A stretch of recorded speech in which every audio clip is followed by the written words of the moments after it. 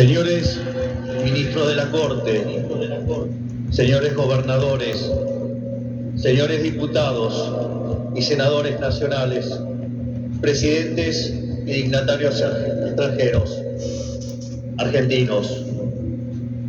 Hoy comienza una nueva era en Argentina. Hoy damos por terminada una larga y triste historia de decadencia y declive y comenzamos el camino de la reconstrucción de nuestro país.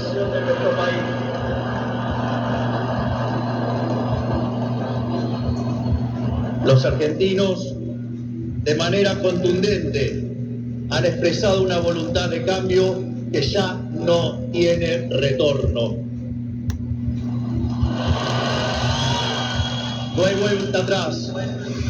Hoy enterramos décadas de fracaso, peleas intestinas y disputas sin sentido. Peleas que lo único que han logrado es destruir nuestro querido país y dejarnos en la ruina. Hoy comienza una nueva era en Argentina, una era de paz y prosperidad, una era de crecimiento y desarrollo, una era de libertad y progreso. Hace 200 años, un grupo de ciudadanos argentinos reunidos en San Miguel de Tucumán le dijeron al mundo que las Provincias Unidas del Río de la Plata no eran más una colonia española y que a partir de ese histórico momento seríamos una nación libre y soberana. Durante décadas nos enfrentamos en disputas internas acerca de cuál debía ser la forma institucional que nuestro país necesitaba. En 1853, luego de 40 años de haber declarado la independencia, bajo el auspicio de un pequeño grupo de jóvenes idealistas que hoy conocemos como la generación del 37, decidimos como pueblo abrazar las ideas de la libertad.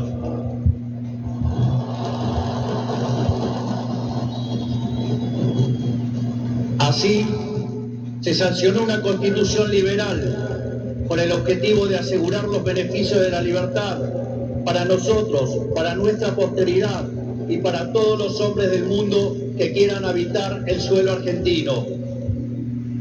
Lo que vino después de la sanción de esa constitución de fuerte raigambre liberal fue la expansión económica más impresionante de nuestra historia. De ser un país de bárbaros enfrascados en una guerra sin cuartel, pasamos a ser la primer potencia mundial. Para principios del siglo XX éramos el faro de luz de Occidente. Nuestras costas recibían con brazos abiertos a millones de inmigrantes que se escapaban de una Europa devastada en búsqueda de un horizonte de progreso. Lamentablemente, nuestra dirigencia era el modelo que nos había hecho rico y abrazaron las ideas empobrecedoras del colectivismo.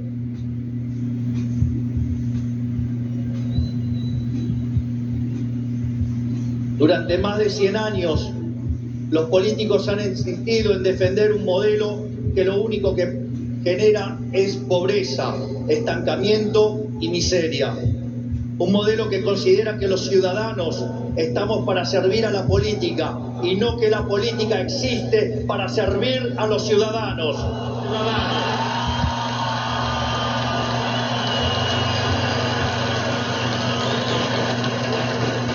Un modelo que considera que la tarea de un político es dirigir la vida de los individuos en todos los ámbitos y esferas posibles.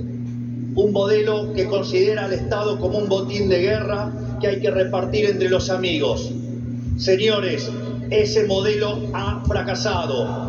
Ha fracasado en todo el mundo, pero en especial ha fracasado en nuestro país. Así como la caída del muro de Berlín marcó el final de una época trágica para el mundo, estas elecciones han marcado el punto de quiebre de nuestra historia.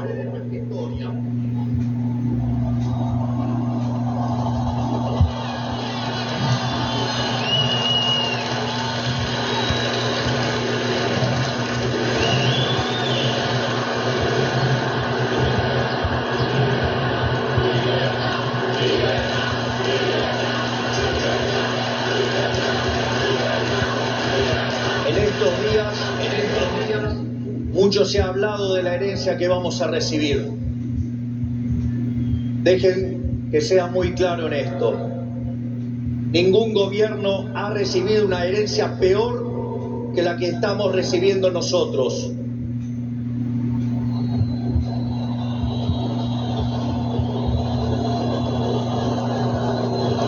El kirchnerismo, que en sus inicios se jactaba de tener superávit gemelos, esto es, superávit fiscal y externo, hoy nos deja déficit gemelos por 17% del PBI.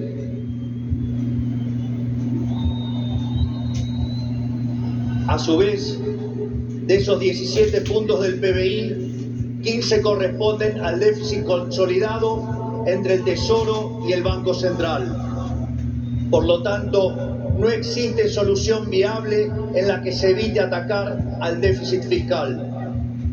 Al mismo tiempo, de esos 15 puntos de déficit fiscal, 5 corresponden al Tesoro Nacional y 10 al Banco Central, por lo que la solución implica, por un lado, un ajuste fiscal en el sector público nacional de 5 puntos del PBI, que a diferencia del pasado, caerá casi totalmente sobre el Estado y no sobre el sector privado.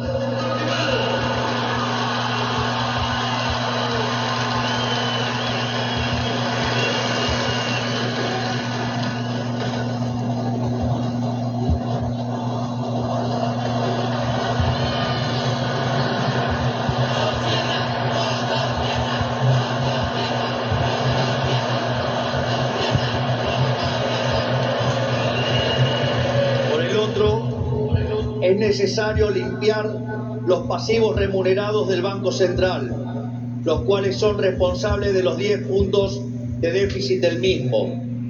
De esta manera se pondría fin a la emisión de dinero y con ello a la única causa de la inflación empíricamente cierta y válida en términos teóricos.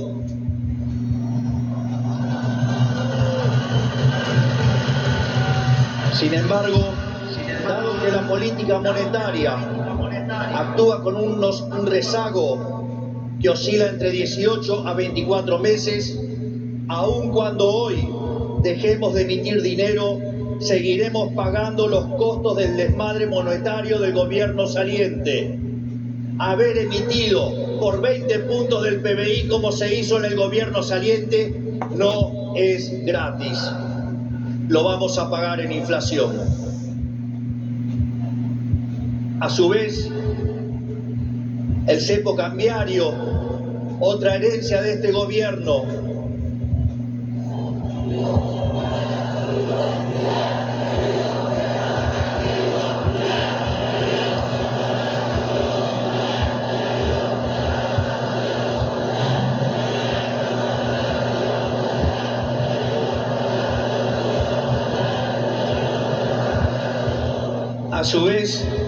el cepo cambiario, otra herencia de este gobierno, no solo constituye una pesadilla social y productiva, porque implica altas tasas de interés, bajo nivel de actividad, escaso nivel de empleo formal y salarios reales miserables que impulsan el aumento de pobres e indigentes, sino que además el sobrante de dinero en la economía hoy es el doble que había en la previa del Rodrigazo. Para tener una idea de lo que eso implica, recordemos que el Rodrigazo multiplicó por 6 veces la tasa de inflación, por lo que un evento similar significaría multiplicar la tasa de inflación por 12 veces. Y dado que la misma viene viajando a un ritmo del 300%, podríamos pasar a una tasa anual del 3.600. A su vez, tranquilos que no termina acá, la herencia sigue. A su vez, dada la situación de los pasivos remunerados del Banco Central, la cual es peor que la que había en la previa de la hiperinflación de Alfonsín, en muy poco tiempo se podría cuadruplicar la cantidad de dinero y con ello llevar a la inflación a niveles del 15.000% anual. Esta es la herencia que nos dejan. una inflación plantada del 15.000% anual, la cual vamos a luchar contra uñas y dientes para erradicarla.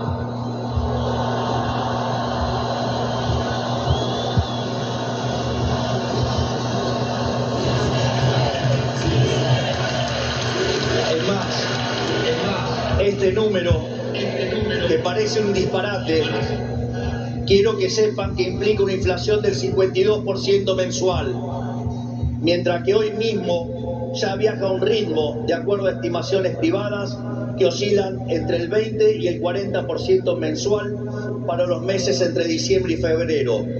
Esto es, el gobierno saliente nos ha dejado plantada una hiperinflación y es nuestra máxima prioridad hacer todos los esfuerzos posibles para evitar semejante catástrofe que llevaría a la pobreza por encima del 90% y la indigencia por encima del 50%. En consecuencia, no hay solución alternativa al ajuste. Por otra parte, la herencia no termina ahí, ya que los desequilibrios en tarifa son soles equiparables al desastre que dejó el kirchnerismo en el año 2015. En el plano cambiario, la brecha oscila entre el 150 y 200%, niveles también similares a los que teníamos en el Rodrigazo. A su vez, la deuda con importadores supera los 30.000 millones de dólares y las utilidades retenidas a las empresas extranjeras alcanzan los 10.000 millones de dólares. La deuda del Banco Central e YPF suman 25.000 millones de dólares y la deuda del Tesoro pendiente suma unos 35.000 millones de dólares adicionales. Esto es, la bomba en términos de deuda asciende a 100.000 millones de dólares que habrá que sumar a los cerca de 420.000 millones de dólares de deuda ya existente. Naturalmente, a estos problemas hay que sumarle también los vencimientos de deuda de este año, donde los vencimientos de deudas en pesos son equivalentes a 90.000 millones de dólares y 25.000 millones de dólares en moneda extranjera con organismos multilaterales de crédito. Sin embargo, con mercados financieros cerrados y el acuerdo con el FMI caído por los brutales incumplimientos del gobierno saliente, el rollover de deuda es por demás desafiante aún para el mítico cíclope. Como si todo esto fuera poco, esto transcurre en una economía que no crece desde el año 2011. Y en línea a lo anterior, el empleo formal en el sector privado se mantiene estancado en 6 millones de puestos de trabajo, llegando a la locura que el mismo es superado en un 33% por el empleo informal. Por ello, no debería sorprender a nadie que los salarios reales se hayan destruido, ubicado en torno a los $300 mensuales, los cuales no solo son 6 veces inferiores a los de la convertibilidad, sino que de haberse mantenido la tendencia de aquellos años, o como lo decían ellos, el maldito neoliberalismo, hoy oscilarían entre 3.000 y 3.500 dólares por mes.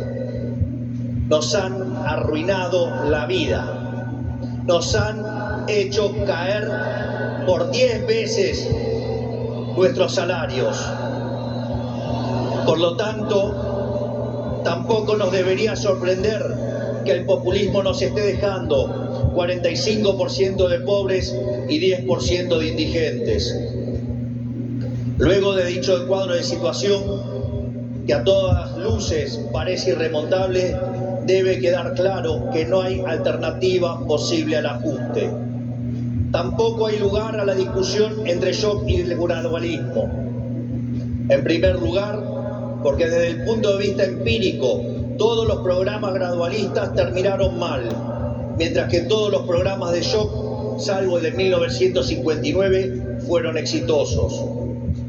En segundo lugar, porque desde el punto de vista teórico, si un país carece de reputación, como lamentablemente es el caso de Argentina, los empresarios no invertirán hasta que vean el ajuste fiscal, haciendo que el mismo sea recesivo.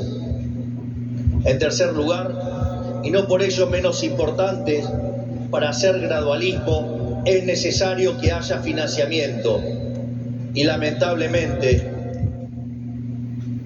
tengo que decírselos de nuevo, no hay plata.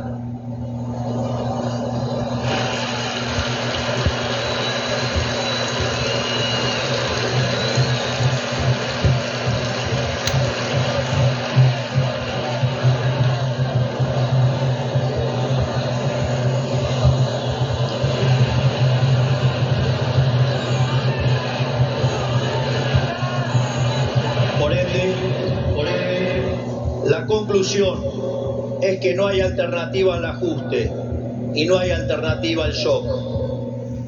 Naturalmente eso impactará de modo negativo sobre el nivel de actividad, el empleo, los salarios reales, la cantidad de pobres e indigentes. Habrá esta inflación, es cierto, pero no es algo muy distinto a lo que ha pasado en los últimos 12 años. Recordemos que en los últimos 12 años el PBI per cápita ha caído 15% en un contexto donde acumulamos 5.000% de inflación. Por lo tanto, hace más de una década que vivimos en esta inflación. Por lo tanto, este es el último mal trago para comenzar la reconstrucción de Argentina.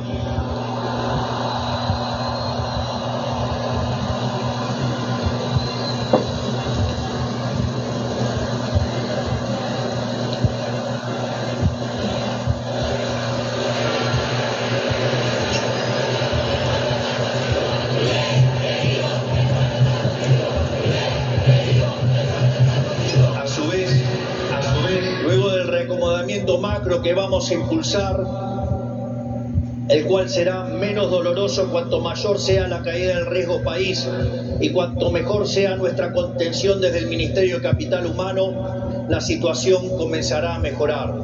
Esto es, habrá luz al final del camino.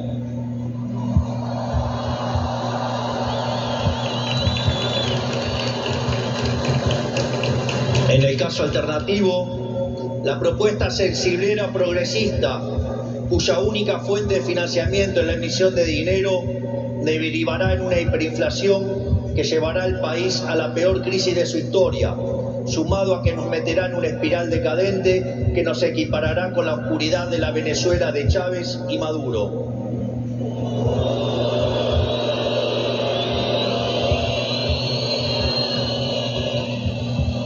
Por lo tanto, luego de semejante cuadro de situación, no pueden quedar dudas que la única oposición posible es el ajuste, un ajuste ordenado y que caiga con toda su fuerza sobre el Estado y no sobre el sector privado.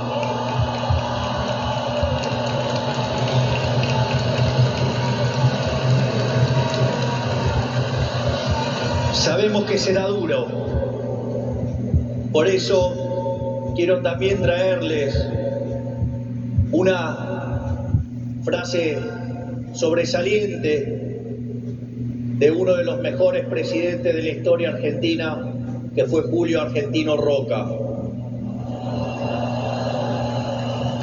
Nada grande, nada estable y duradero se conquista en el mundo cuando se trata de la libertad de los hombres y del engrandecimiento de los pueblos, sino es a costa de supremos esfuerzos y dolorosos sacrificios.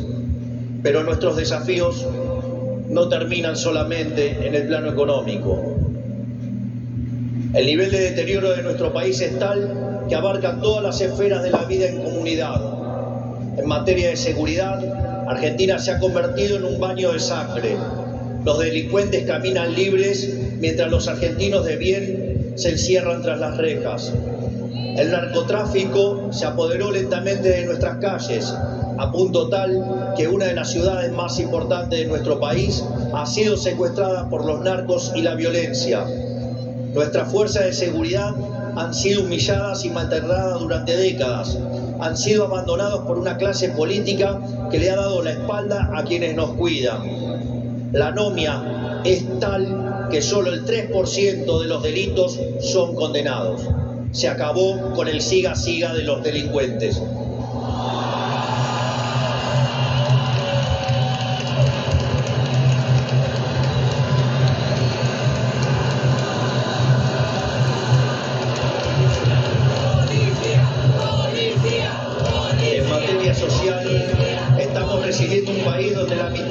población es pobre, con el tejido social completamente roto. Más de 20 millones de argentinos no pueden vivir una vida digna porque son presos de un sistema que lo único que genera es más pobreza. Como dice el gran Jesús Huerta de Soto, los planes contra la pobreza generan más pobreza. La única forma de salir de la pobreza es con más libertad.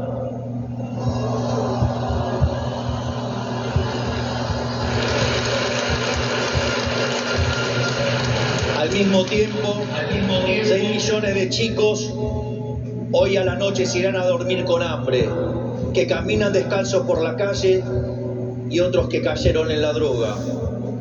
Lo mismo ocurre en materia educativa. Para que tengan idea del deterioro que vivimos, solo el 16% de nuestros chicos se reciben en tiempo y forma en la escuela. Solo el 16%. Solo 16 de cada 100. Es decir, que el 84% de nuestros chicos no termina la escuela en tiempo y forma. A su vez, el 70% de los chicos que sí terminan la escuela no pueden resolver un problema de matemática básica o comprender un texto. De hecho, en las últimas evaluaciones PISA, la Argentina se encuentra en el puesto 66 de 81 y séptima en América Latina, siendo que Argentina fue el primer país en terminar con el alfabetismo en el mundo. Si se levantara Sarmiento y viera qué hicieron de la educación.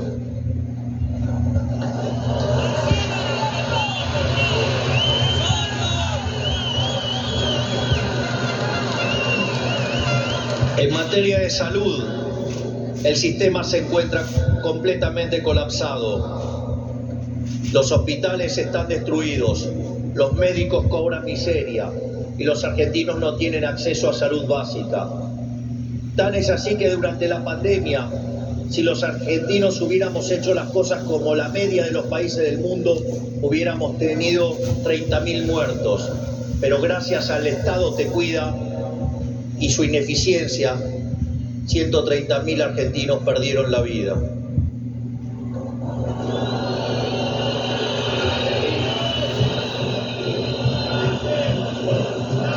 Ese es el estado presente del que los políticos tanto hablan, argumento que utilizan para justificar el aumento descomunal del gasto público que solo los beneficia a ellos. En todas las esferas, miren donde miren, la situación de la Argentina es de emergencia. Si miramos la infraestructura de nuestro país, la situación es la misma. Solo el 16% de nuestras rutas se encuentran asfaltadas y solo el 11% se encuentra en buen estado. Por eso, no es casualidad que mueran cerca de 15.000 argentinos por año en accidentes de tránsito. Lo que quiero graficar con todo esto es que la situación de la Argentina es crítica y de emergencia. No tenemos alternativas y tampoco tenemos tiempo. No tenemos margen para discusiones estériles. Nuestro país exige acción y una acción inmediata. La clase política deja un país al borde de la crisis más profunda de nuestra historia. Cada uno de ellos tendrá que hacerse cargo de su propia responsabilidad. No es tarea mía señalarlos. No buscamos ni deseamos las duras decisiones que habrán que tomar en las próximas semanas, pero lamentablemente no nos han dejado opción. Sin embargo, nuestro compromiso con los argentinos es inalterable. Vamos a tomar todas las decisiones necesarias para arreglar el problema que causaron 100 años de despilfarro de la clase política, aun cuando al principio sea duro.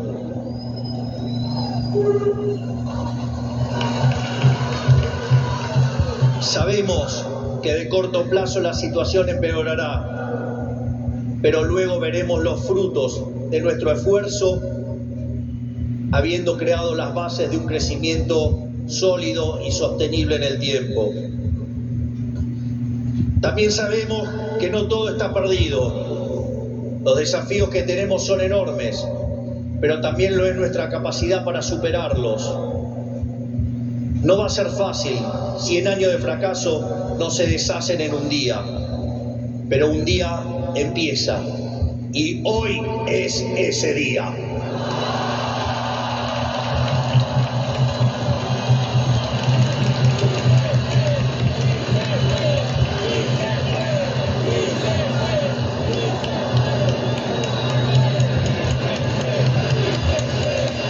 Hoy empezamos a desandar el camino de la decadencia y comenzamos a transitar el camino de la prosperidad. Tenemos todo para ser el país que siempre soñamos. Tenemos los recursos, tenemos la gente, tenemos la creatividad y, mucho más importante, tenemos la resiliencia para salir adelante. Hoy volvemos a abrazar las ideas de la libertad, esas ideas que se resumen en la definición del liberalismo de nuestro máximo prócer de las ideas de la libertad, el profesor Alberto Venegas Lynch, hijo, que dice: el liberalismo es el respeto irrestricto del proyecto de vida del prójimo, basado en el principio de no agresión, en defensa del derecho a la vida, a la libertad y a la propiedad, cuyas instituciones fundamentales son la propiedad privada, los mercados libres de intervención estatal, la libre competencia, la división del trabajo y la cooperación social. En esa frase de 57 palabras está resumida la esencia del nuevo contrato social que eligieron los argentinos.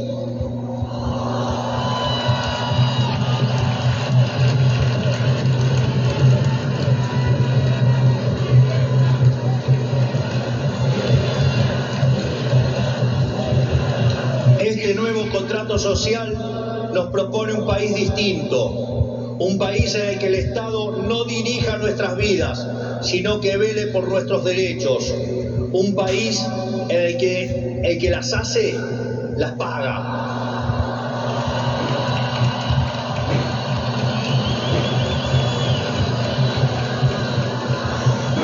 Un país en el que quien corta la calle violando los derechos de sus conciudadanos no recibe la asistencia de la sociedad. Puesto en otros términos, el que corta no cobra.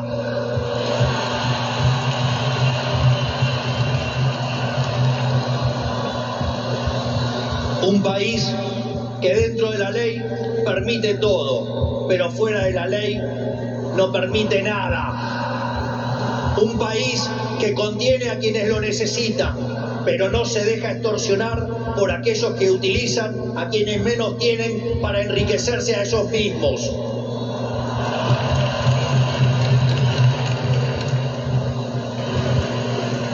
En cuanto a la clase política argentina, quiero decirles que no venimos a perseguir a nadie, no venimos a saldar viejas vendetas, ni a discutir espacio de poder.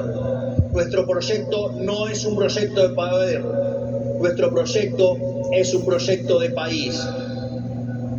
No pedimos acompañamiento ciego, pero no vamos a tolerar que la hipocresía, la deshonestidad o la ambición de poder interfieran con el cambio que los argentinos elegimos.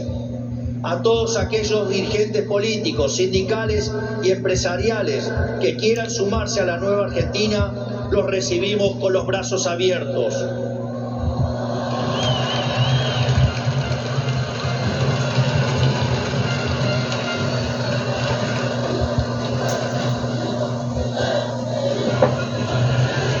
Así, no importa de dónde venga, no importa qué hayan hecho antes, lo único que importa es hacia dónde quieren ir. Aquellos que quieren utilizar la violencia o la extorsión para obstaculizar el cambio, les decimos que se van a encontrar con un presidente de convicciones inamovibles, que utilizará todos los resortes del Estado para avanzar en los cambios que nuestro país necesita. No vamos a claudicar, no vamos a retroceder, no nos vamos a rendir. Vamos a avanzar con los cambios que el país necesita, porque estamos seguros que abrazar las ideas de la libertad es la única manera en la que podremos salir del pozo en el que nos han metido.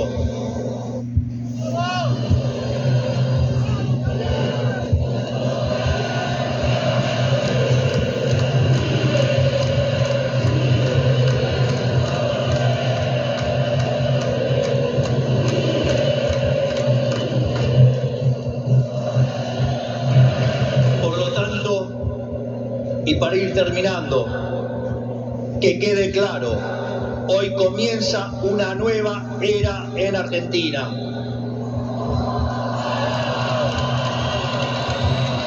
El desafío que tenemos por delante es titánico, pero la verdadera fortaleza de un pueblo se mide en cómo enfrenta los desafíos cuando se presentan. Y cada vez que creemos que nuestra capacidad para superar esos desafíos ha sido alcanzada, miramos al cielo y recordamos que esa capacidad bien podría ser ilimitada.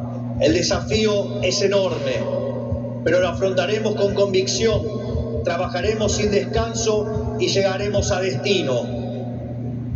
No es casualidad que esta inauguración presidencial ocurra durante la fiesta de Hanukkah, la fiesta de la luz, ya que la misma celebra la verdadera esencia de la libertad. La guerra de los macabeos es el símbolo del triunfo de los débiles por sobre los poderosos, de los pocos por sobre los muchos, de la luz por sobre la oscuridad y sobre todas las cosas, de la verdad por sobre la mentira. Porque ustedes saben que prefiero decirles una verdad incómoda antes que una mentira confortable.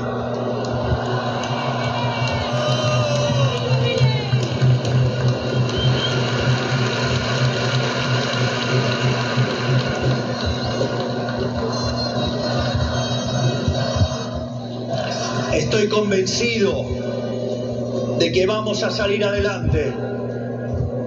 Recuerdo cuando hace 2 años, junto a la doctora Villarruel, hoy vicepresidente de la Nación, ingresamos a esta casa como diputados. Recuerdo que en una entrevista me habían dicho: pero si ustedes son 2 en 257, no van a poder hacer nada. Y también recuerdo que ese día la respuesta fue una cita del libro de Macabeos 3:19, que dice que la victoria en la batalla no depende de la cantidad de soldados, sino de las fuerzas que vienen del cielo.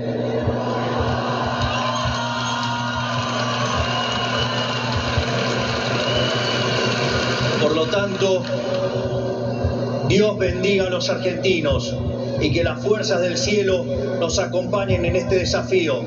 Muchas gracias. Será difícil, pero lo vamos a lograr.